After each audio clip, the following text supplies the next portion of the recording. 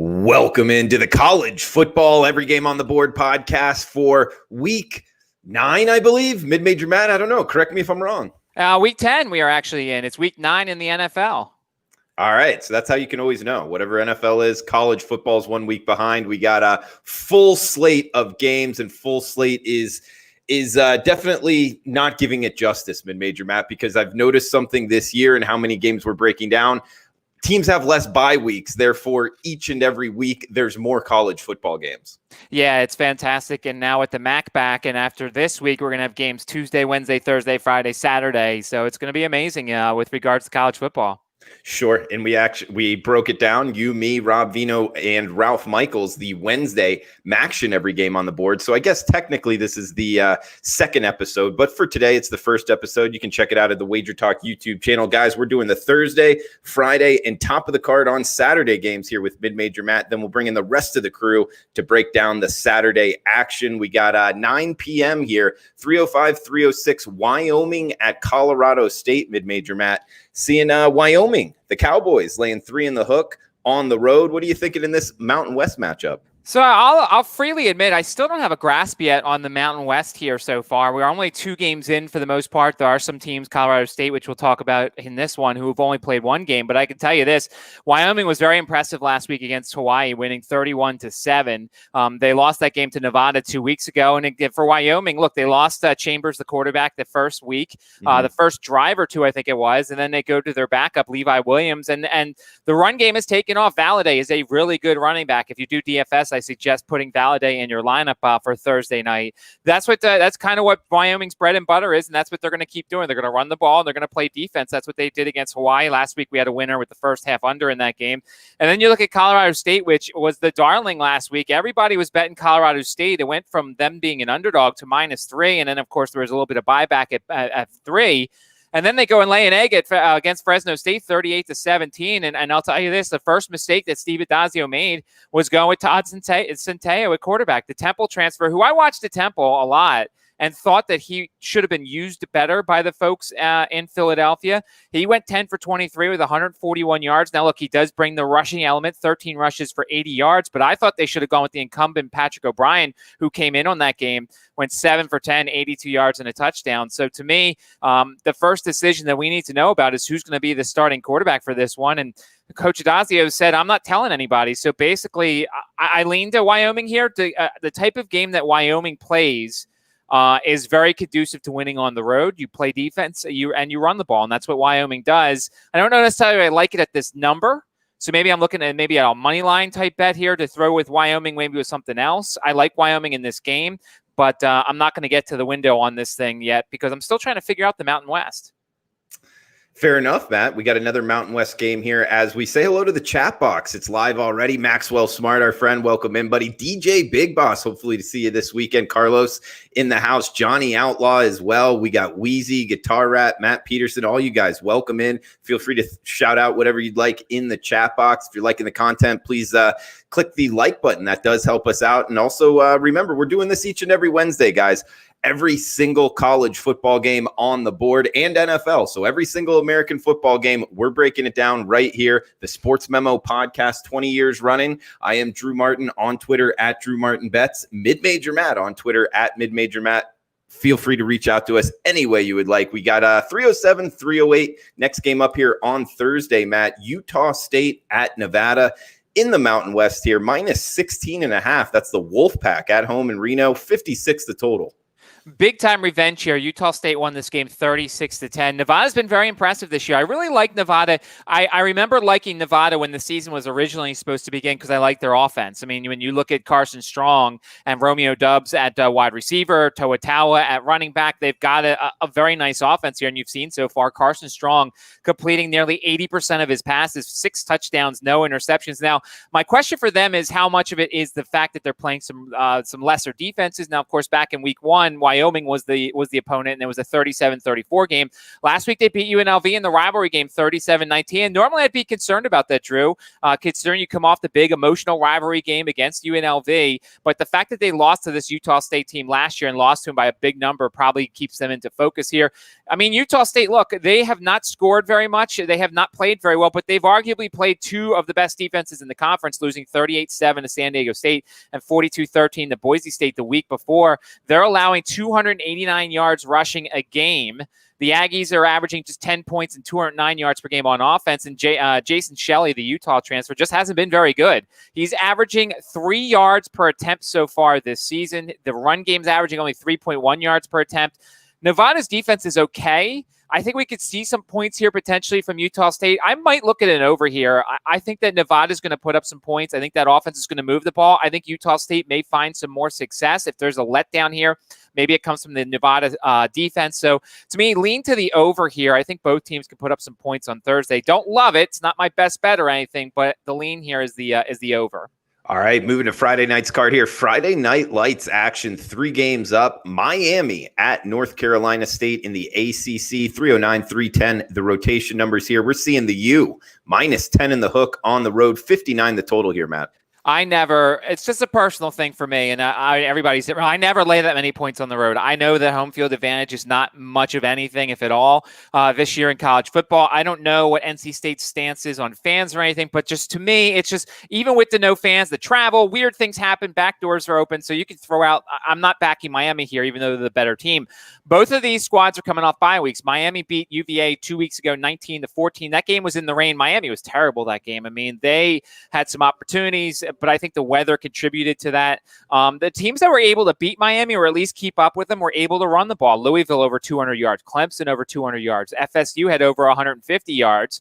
NC State runs the 3-3-5. Rhett Lashley saw that last year at SMU, and they crushed TCU in that game, put up over 406 yards. But Miami's got some COVID issues, and you'll notice with some of the games we talk about, there was some COVID issues 2 weeks ago. We don't know who's going to be back. We don't know if Brevin Jordan's going to be back. They figure he should be healthy for this one.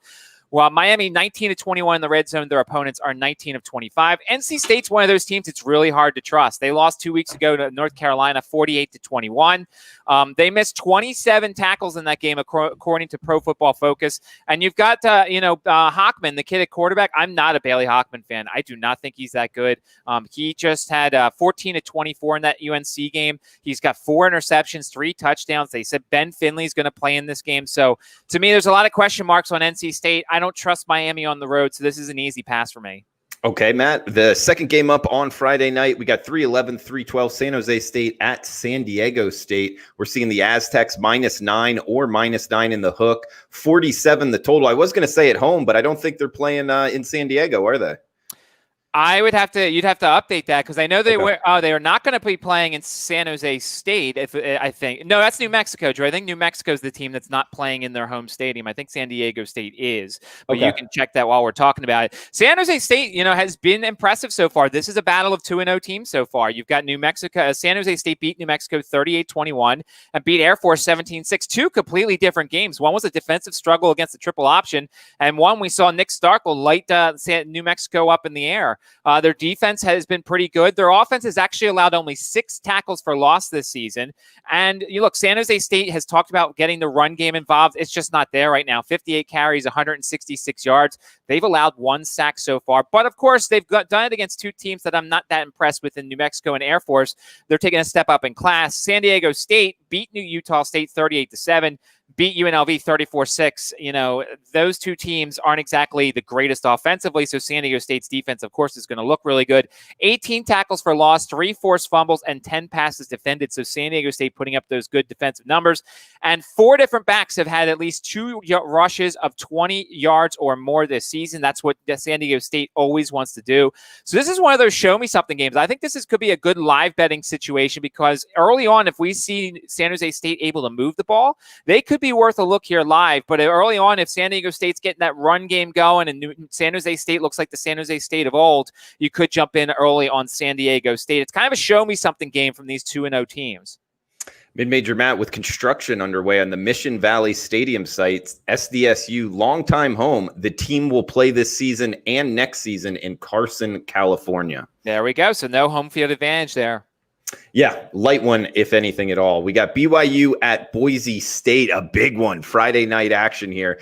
Two top 21 teams. We got BYU -3 on the blue turf, 60 the total. Mid-major Matt, I believe it's 121 of the last 122 Boise State home games. They've gone off as the favorite. This is only going to be the second time in quite some time where they're going to be the underdog at home against a good BYU team here.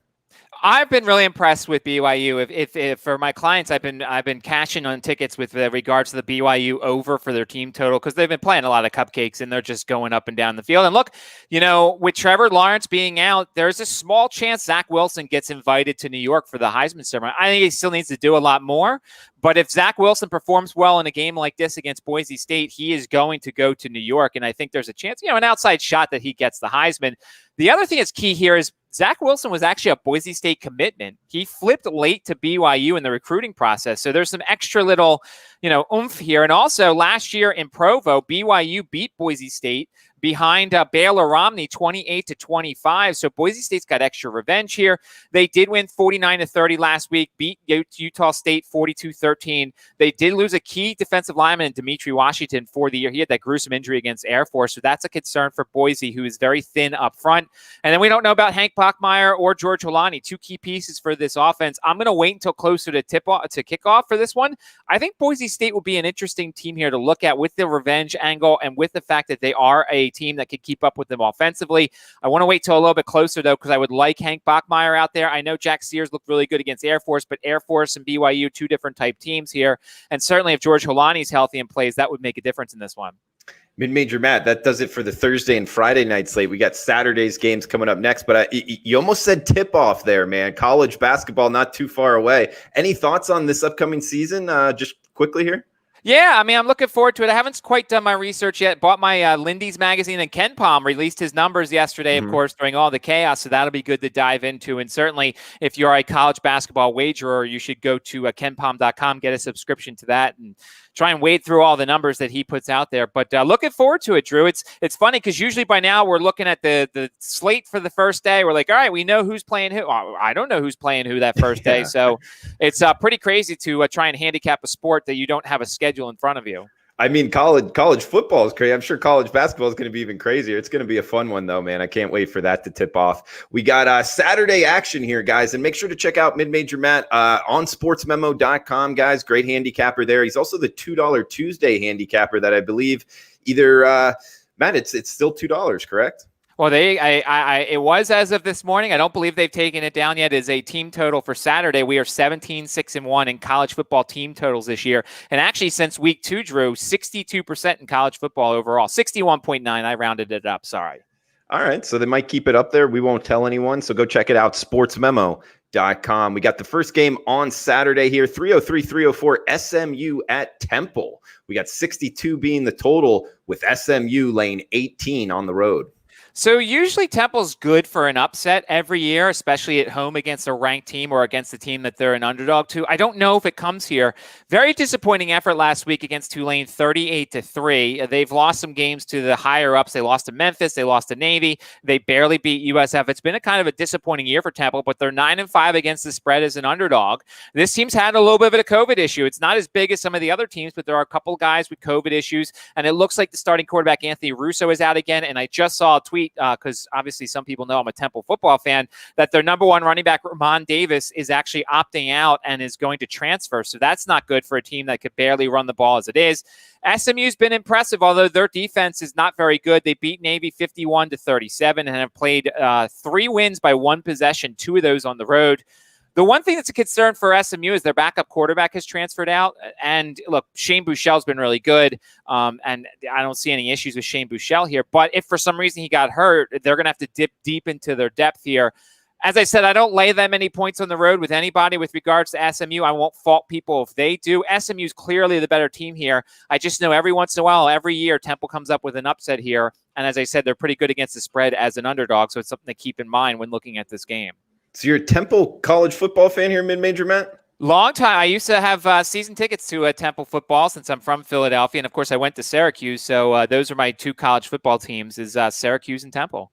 Nice, man. All right, good stuff. We got Air Force at Army up next. We're seeing 40.5 or 41 being the total with two option teams getting after it. Military style here. We got Army -5 or -5 in the hook at home.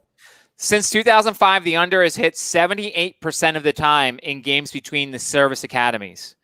I mean, it's a trend that's amazing. Last year, this game was 17-13. Air Force won the game. I mean, Army's been very impressive, but who have they beaten so far? You know, you look at Army, their wins were against Mercer, Middle Tennessee, Louisiana Monroe, Abilene Christian, Citadel, and UTSA. They did lose 24-10 to Cincinnati, but that was the only good team they faced. The question for Air Force is what's going to happen at quarterback. Zeke Daniels got hurt last week. His backups weren't very good. They lose 49-30 to Boise. They also lost 17-6 at San Jose State. They did beat Navy back on October 3rd, 40-7. I actually lean Air Force here, but of course at 40.5, I still think the under is viable here. The key here is they both run triple option. They both see it in practice. They both go against it. So that's why the number is so low. I don't know if it's low enough here. I think still at under 40.5, it's worth a look. And I think Air Force might be worth a look too at 5.5. Who the heck has Army beaten so far this season to get this much respect?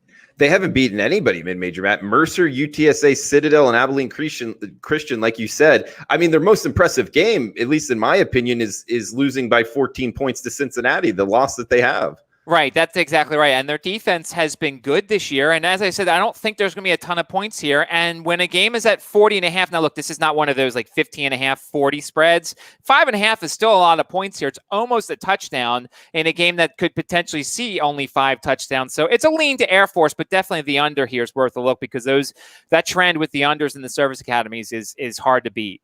Yeah, always a little tricky of a handicap when like the most impressive performance you had, which, you know, losing by 14 points to Cincinnati isn't bad, but when it's a loss, that always kind of throws me off a little bit.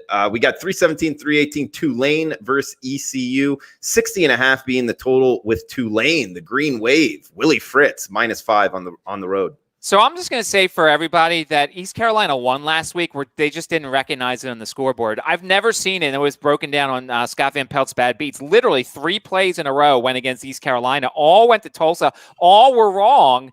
And so they lose the game to Tulsa 34-30. They lost by 4 to the Navy before that. Holton Ahlers, you know, you and I have talked a lot of East Carolina. You know how much I love Holton Ahlers. Last week he was 38 of 50 for 330 yards. Tulane's defense is terrible. Don't be fooled by the 38-3 score last night. They had lost 3 straight before that. To me, this is an over, Drew. And the question is, I mean, Mike Houston has said all the right things. The team has seemed like they say all the right things. Are they hung over it all after the Tulsa loss? Or are they motivated to win this game? I lean East Carolina, but I think this is an over. I think there's plenty of points here. We got Pittsburgh at Florida State up next in the ACC 50, the total in Tallahassee with a flip favorite here. Florida State now the favorite, -1.5 to all the way to -2.5, depending where you're shopping. So Pitt coming off that 43 loss to Notre Dame, and then they had a bye week. And off the bye week, they lost their safety, Paris Ford, which is huge for their defense. He opted out for the rest of the season. Kenny Pickett reportedly still is not running on his injured ankle, so Joey Yellen's going to start at quarterback, it looks like. Florida State coming off that terrible loss to Louisville. I think it's a good time for a bye week for them. I think it gave them a chance to get Jordan Travis a little healthier. He had that arm-shoulder injury he suffered in the North Carolina game. Tamarian Terry is a game-time decision. That is huge. That is absolutely huge. So it's. I know you don't want to necessarily wait till Saturday because the value might be gone, but if Terry is active, I'm all over Florida State in this game. Not only that, Hamza Nasrulladean, who is their big-time safety, practiced today as well. If those two guys come back, I think Florida State can win this game. I think Florida State's worth a look here, but I'm also probably going to wait till as close as possible to make sure that Terry plays because he makes that much of a difference for this Florida State offense. We got USA at CCU up next in the Sun Belt. That's South Alabama at 15th ranked in the country. Coastal Carolina, Chanticleer is laying 18 at home, 55.5 being the total here. hashtag 2020 when Coastal Carolina is ranked 15th. I'm all for it. Mid-major Matt's my name. I'm good with all that sort of stuff. They demolished Georgia State last week, 51-0. They do have Troy on the road next, so there could be a little bit of a look ahead, but this team just takes care of business. At home, they've won games 22, 19, and 14 so far this season. Grayson McCall's been really good. South Alabama lost by 7 at Georgia Southern last time out. Their passing attack is really good, but they've had so many injuries on the offensive line that they're not running very well. This one could be an over here. I think South Alabama can put up some points. Coastal Carolina, we know, can put up points. I think I lean to the over here with regards to South Alabama and Coastal Carolina. All right, good stuff. Mid-major Matt, only bet the plus in the chat box, asking if we've gone over Liberty, and we're about to go over Liberty, guys, but also want to remind you on the Every Game on the Board podcast, we do go in rotation order down the cards, so we hit every game. So you can either go back and replay or heck, wait until the next segment. We will hit the game you're looking for. We got 3-2-3, 3-2-4, 25th ranked Liberty, the Flames here, mid-major Matt, at Virginia Tech. Looks like the Hokies minus 14.5, 67.5 being the total here. Liberty coming off their bye week. They're ranked in the AP Top 25 for the first time ever. And I read a quote, I think it was from Hugh Freeze, who basically said that the guy should go out, buy a newspaper, and frame it so that way they have it forever. Because I don't know when that's going to happen again. They beat Southern Miss before that 56-35. Your guy, Malik Willis, who used to be at Auburn, is their starting quarterback and running this offense really well. Even better for them is CJ Yarbrough and Noah Frith are expected to play. That's their two best outside wide receivers. Frith hasn't played yet this year. Yarbrough was a little bit. And certainly Virginia Tech, when you look at them, they won 42-35 at Louisville last time out. Their offense finally returned. Hendon Hooker. You look at Hendon Hooker, he had a great game against Louisville. Now, granted, Louisville's defense isn't very good.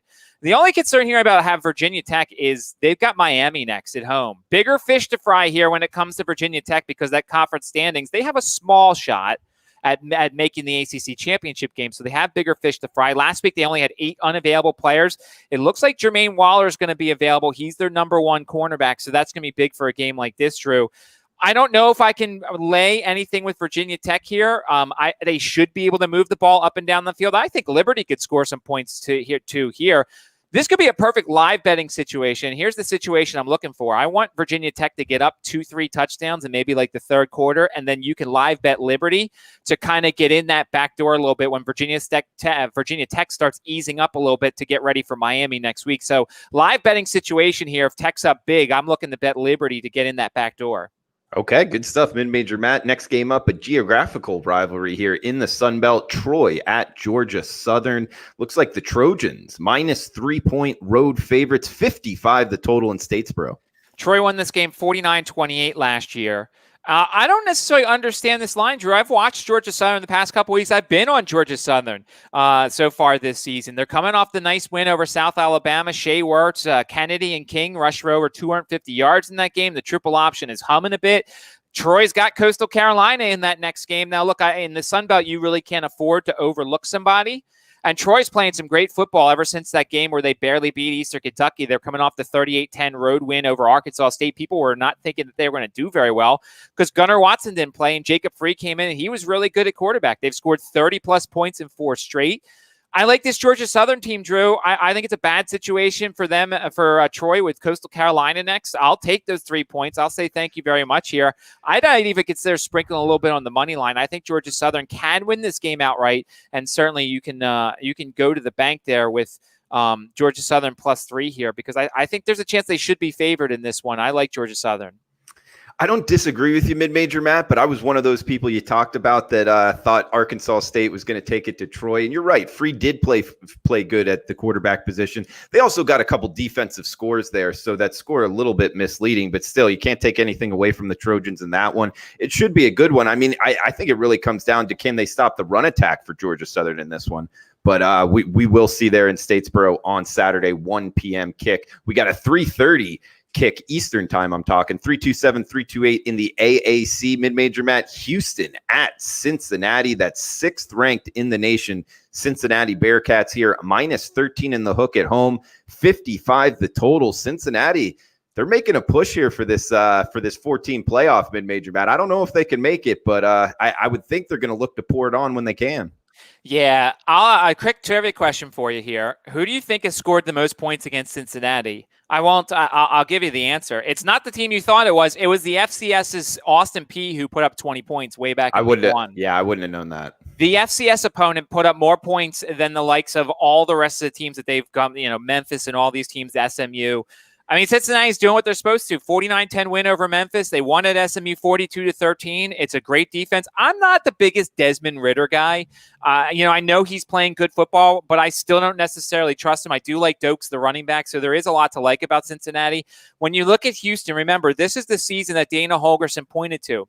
He redshirted players for this season. And so when you look, this is the game that they were pointing to. The problem is they don't have Marquez Stevenson. He's the guy who breaks everything open. And, I was watching a lot of that Navy game, and Marquez Stevenson, there just wasn't a guy in the field who could cover him. And when you don't have him, and you have a team like Houston has not had a 100-yard rusher in any contest this year.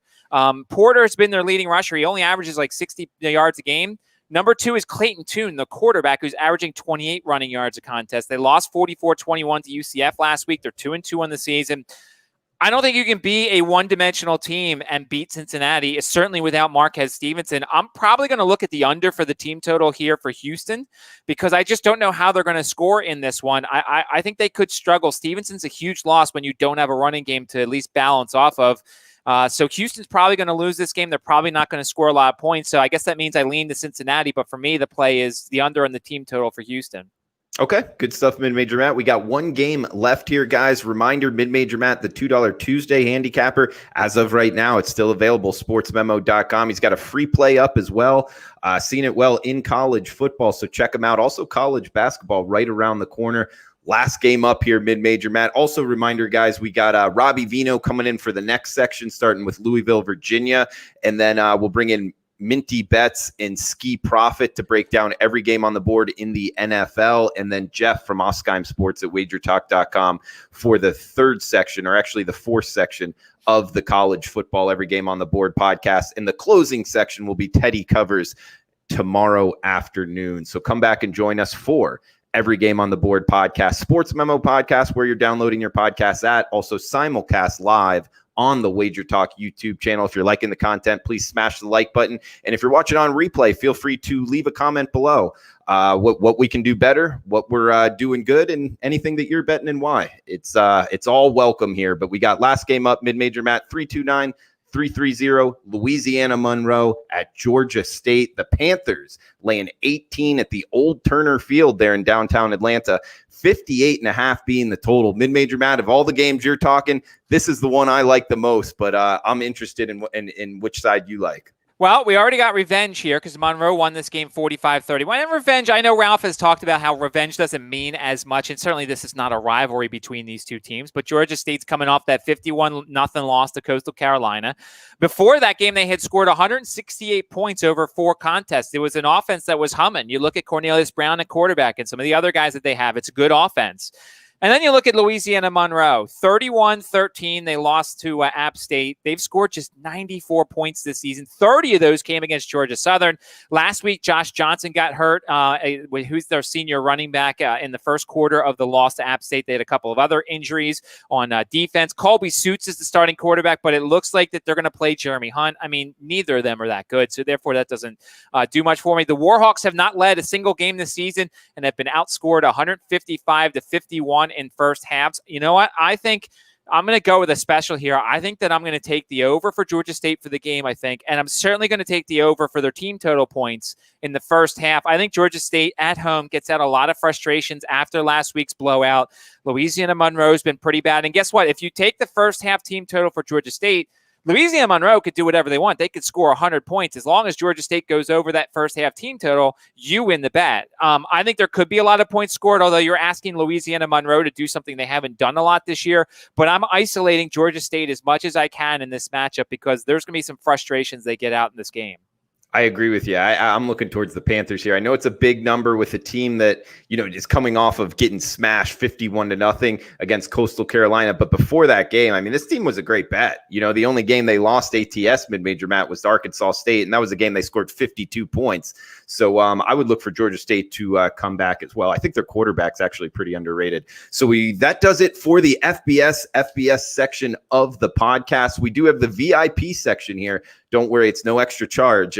Mid-major Matt just breaking down any FCS games he likes. So have at it, Mid-major Matt. Yeah, only one FCS game. I know Maxwell is asking for it in the chat. I don't have a ton in this game. It's North Alabama at Southern Miss. Southern Miss about a 17.5 point favorite. The total is 53.5.